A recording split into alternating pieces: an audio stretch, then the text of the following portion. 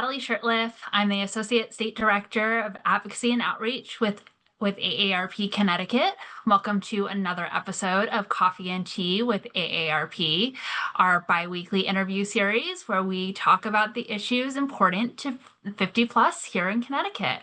So today, AARP volunteer Deb St.Germain and I are thrilled to welcome the Hartford Mayor Arunan Arulampalam. And we're going to talk today about some of the work that's being done to make Hartford a more livable community. So really making the city livable for people of all ages, including a recent project that we worked on to make the intersection at Love Lane and Vine Street safer for pedestrians to get into a lovely asset we have here in Hartford, Keeney Park.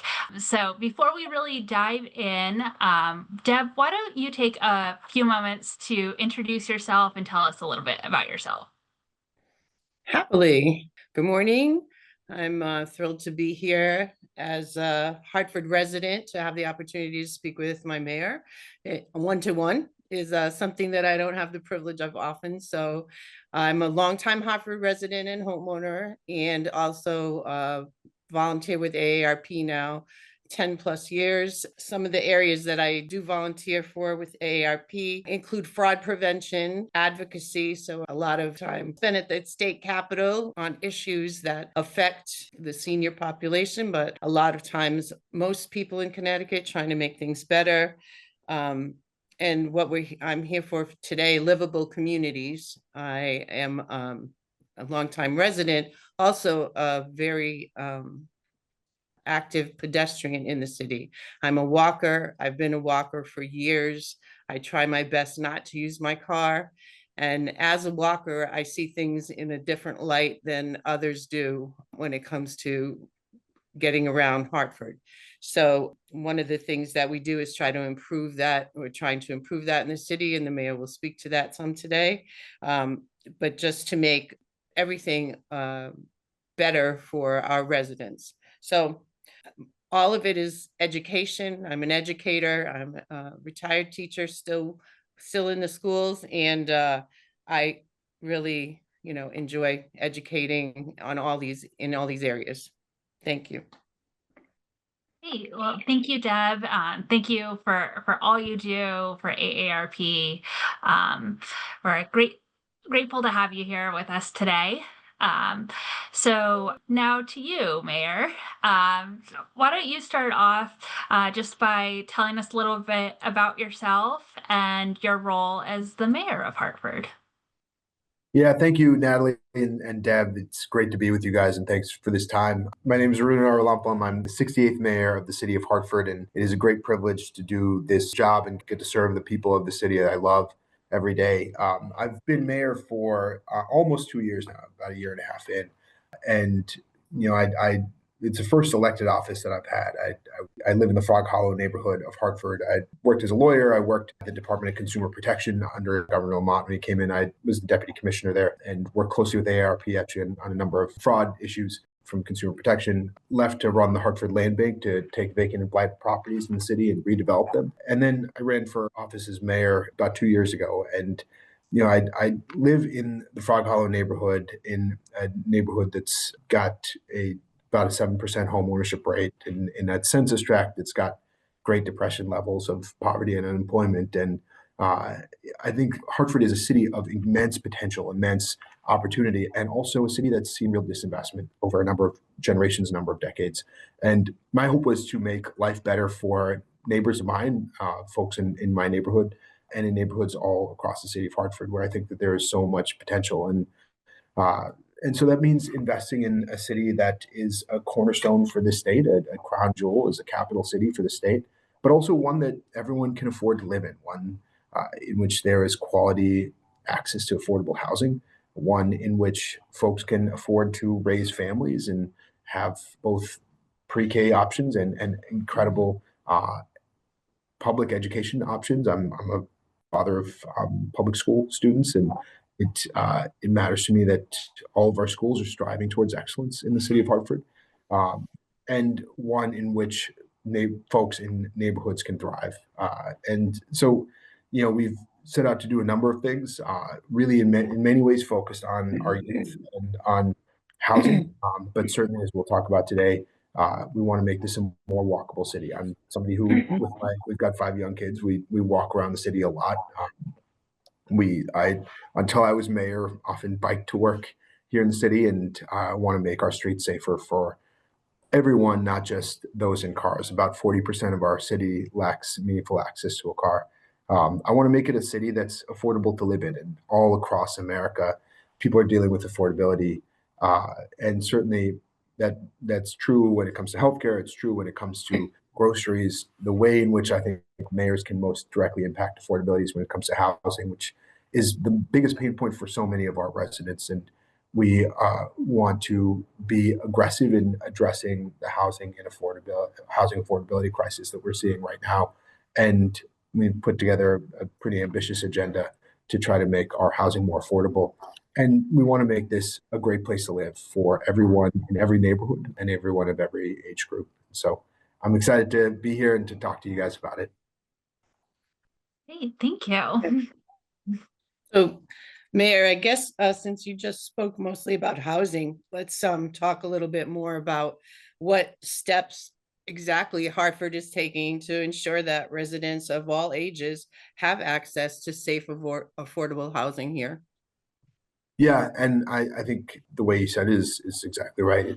Our housing should be quality housing. It should be safe housing, and it should be affordable. And we've got to do both things at the same time. And what we know is that the supply of housing in cities like Hartford and cities all across America has just not kept up with demand. As population has grown over the last decade and a half, 2 decades, our housing supply has not kept up. And so our goal is to build thousands of new housing units in the city of Hartford to be able to meet the demand. And the cities that have really been able to bring down the cost of housing have been those that have built housing at a scale to meet the demands of their residents. And so there's a few things we're doing. We're making it a lot easier to build, cutting down permitting times for building here in the city of Hartford. I've cut them more than half my first year in office, and we're continuing to work on that.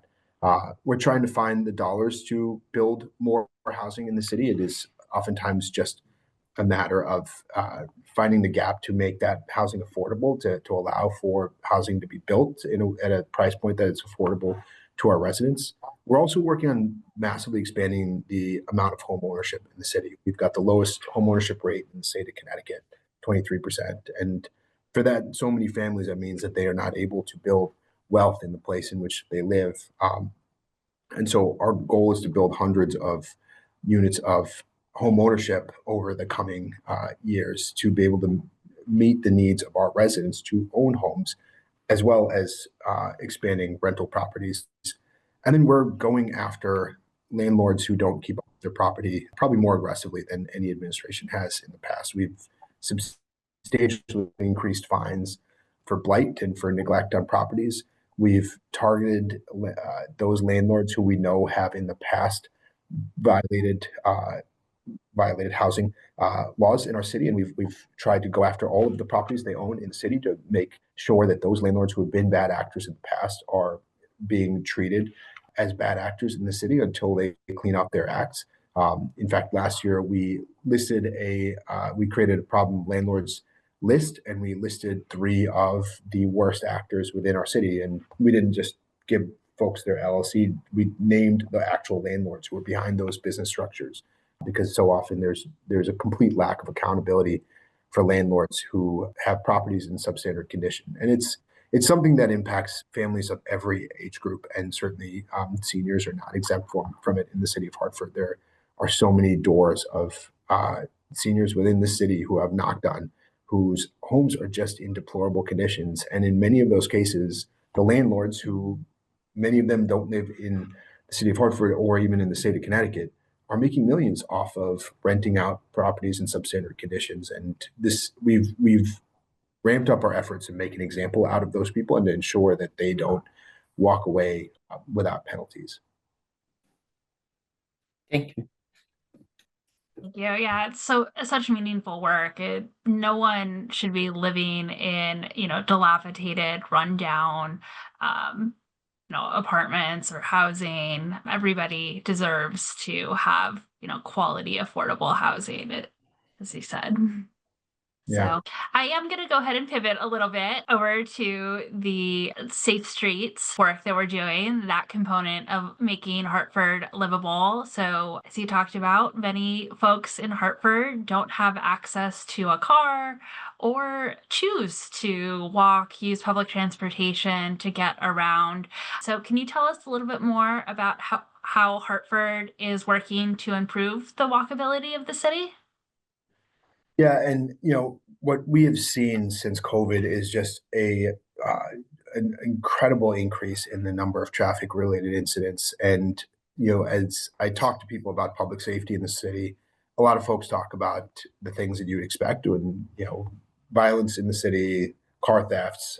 But a number of people, when they talk about public safety, talk about the issue of traffic safety within the city, how difficult it is to just cross the street, how many people in the city have lost pets, have themselves been victims of traffic related incidents. And we've had people die in the city because of cars that are just driving out of control way too fast, because of turns that aren't visible, because there's not physical barriers to slow down traffic in certain thoroughfares. And so we've really focused on that. And I'll say, even before the intervention on Love Lane, the first, I think, really successful intervention was at the corner of Capitol and Broad Street, where there's a housing complex with a number of seniors actually there as well, many of whom are in wheelchairs. It is also in my neighborhood. And so I know there's a daycare at the bottom level. You see a lot of kids crossing. My kids walk across that intersection all the time. And it felt really dangerous because it was a wide intersection, because cars come through at rapid speeds. They try to make the turn before the light turns red.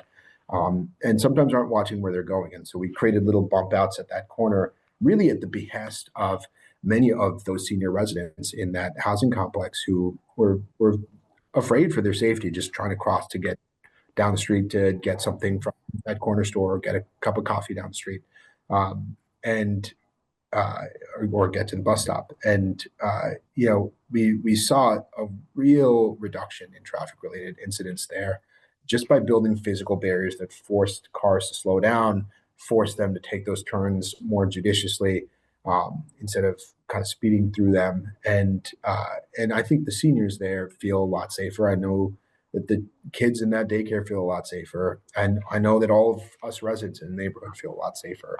Um, and then there was a school, a community first school, that worked with AARP, the corner of Vine Street and Love Lane intersection, that they used to get to Bikini Park, which is right there, beautiful park in the north end of Hartford, one of the largest parks, second largest park in New England. And it is a great community asset. And it is incredible that this school of young children was walking to this park and using that community asset there.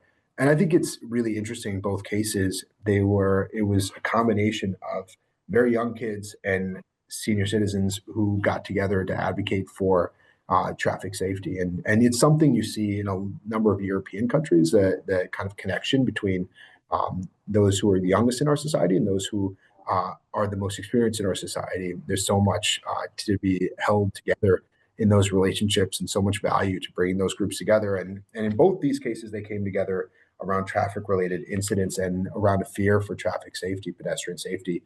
And again, this is a sort of straightaway, and we put in a painted crosswalk, but also and with community help and with AARP helping sponsor, but also these physical barriers, they call bollards, down at the base to physically force these cars to slow down. And just slowing down, I mean, you see in the billboard, slowing down can save a life. Just forcing these cars to slow down makes these intersections, makes these crossings so much safer for pedestrians, for our residents, and allows for all of us to share the road in a way that ensures that we don't see the climbing number of deaths and traffic related incidents that are really frightening for so many residents. I view it as a key public safety concern in this city. Uh, I view it as a key quality of life concern in the city, being able to walk around, whether you have young kids, whether you are in the middle of your life, whether you're to the to later years of your life, it's something that everybody should be able to expect of the city. And it's something that we at City Hall are really committed to ensuring for all of our residents. Thank you, Mayor. Our broad topic is livable communities. Is there a topic under this or an area that you feel that you're really focusing on that we haven't touched on so far? Yeah, there's a lot that makes communities livable that might seem small, but that matters a lot to residents. And so, I'll say from a public safety standpoint, uh, as a city, have drastically reduced the amount of gun violence in the last couple of years. Last year we had the lowest number of shootings that we have had, at least in decades, and lowest number of shootings that we've ever recorded from our in the city of Hartford. Uh, the number of auto thefts this year is down over a third, 35% over last year. I think the issues that people tend to associate with cities based on what they view on the news really has drastically reduced in the city of Hartford. The number of group and gang related incidents of violence is in the single digits. Um, we've made this a much safer city from the standpoint of violence, but I think that has drawn a light to all of the quality of life issues that also impact residents' lives. And so, for instance, as we're approaching the holidays this year, we created a package theft task force to try to go after the amount of package theft that what are called porch pirates sometimes, the folks who are stealing packages off of front steps. And very often, for populations that are less mobile, that have more trouble getting to the store, um, there could be a very significant amount of one's income that's spent on goods that are delivered to the door of that person's home. And having something stolen off your front steps, whether it's something worth $5 or something worth $100, it can feel really personally violating. And we want to make sure that people feel safe within the confines of their home and that front porch is secure. And so we're in an intentional and targeted way going after package thefts. We've been going after ATVs. In fact, we've confiscated in my administration and crushed over 100 ATVs, those all-terrain vehicles that drive on the roads that really aren't safe for city streets, that make people feel unsafe, that have these loud noises, and oftentimes lead to these larger gangs and street takeovers. By using drone technology and being able to spot out where they are and surround them, and we've been able to capture a lot more of these ATVs and get them off the road. We've also been really focused on dumping large, you know, mattresses and uh, tires and the kinds of things that when they're on your street, when they're on your in your neighborhood, make your neighborhood feel like it's less valuable, like it is dirty and that is forgotten about. We've worked really hard to try to ensure that we are prosecuting those who come into our city. They're usually not Hartford residents, and find specific vacant lots to dump large amounts of garbage in and leave. That's a criminal violation, and we're ensuring that we're prosecuting more and more of those individuals, but also going around and cleaning up those dumps when we see them on city streets. And I see them in my neighborhood all the time. Um, I know the impact it has on residents and psychologically the impact it has on the feeling of neighborhood safety and value within neighborhoods. And I want everyone to feel like the neighborhood they live in matters, that their street matters to the city, that their home matters, and that every single neighborhood is just as valuable as the next one. Appreciate it. Thank you. I think listening to you, I just feel, inspired that we can make Hartford a better community for people of all ages. And, as someone who doesn't live in the city, but I spend a lot of time in the city, I work in the city. I love walking around and seeing some of the wonderful things that are being done. My office is just a couple blocks away from Capitol and Broad, and I walk to that intersection, and it does. It feels safer now. I drive through that intersection, and A the little more ball. slower than you used to.